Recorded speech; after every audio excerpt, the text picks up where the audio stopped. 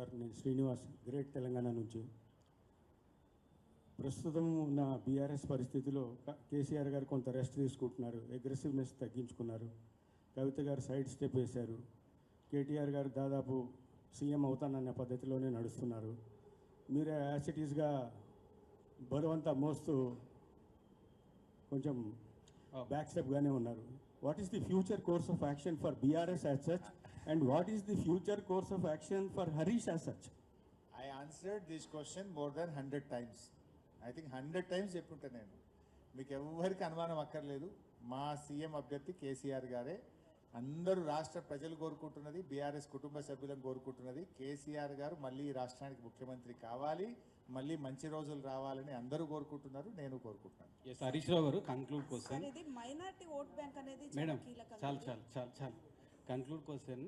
Jubilee hills ఉప ఎన్నికల సందర్భంగా మీరు గతంలో చాలాసార్లు చెప్పారు, ఒక సిట్టింగ్ ఎమ్మెల్యే చనిపోతే ఆ సిట్టింగ్ ఎమ్మెల్యే సంబంధించిన బంధువులకు టికెట్ ఇవ్వడం, సానుభూతి ఓట్లు వద్దని ఒక్క సందర్భంలో మినాయిస్తే అసలు ఆ సానుభూతి ఓట్లు అవసరం లేదు, వాళ్ళకి టికెట్ ఇవ్వద్దని కూడా గతంలో మీరు ప్రూవ్ కూడా చేశారు.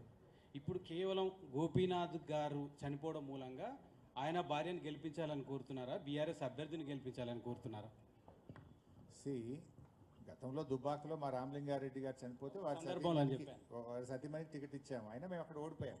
సరే, అప్పుడు Congress no LRS no BRS అన్నది. అప్పుడు మేము ఎల్ఆర్ఎస్ స్కీమ్ చేస్తే ఫ్రీగా చేయాలి ఎల్ఆర్ఎస్ అని పెద్ద ఎత్తున దుమారం లేపింది. ఇప్పుడేమో సరే వీళ్ళే ఎల్ఆర్ఎస్కు ముక్కు బిండి పైసలు వసూలు చేస్తున్నారు. మళ్ళీ ఆ రోజేమో ఫ్రీ ఎల్ఆర్ఎస్ అన్నారు, ఇలా గెలిచినాకనేమో వసూలు చేస్తున్నారు. ఇంకా అట్లా చెప్తే రేవంత్ రెడ్డి చాలా ఉంటాయి. అడ్వైజర్ల మీద అప్పుడు హైకోర్టులో కేసు వేసిండు, ఇప్పటికీ అడ్వైజర్లు ఈయననే అపాయింట్ చేస్తుండు, 6 అడ్వైజర్లు అపాయింట్ చేసిండు. అప్పుడేమో అడ్వైజర్ల మీద హైకోర్టులో కేసు వేసిండు. This case is today is also pending in the high court, but as CM is appointing advisors.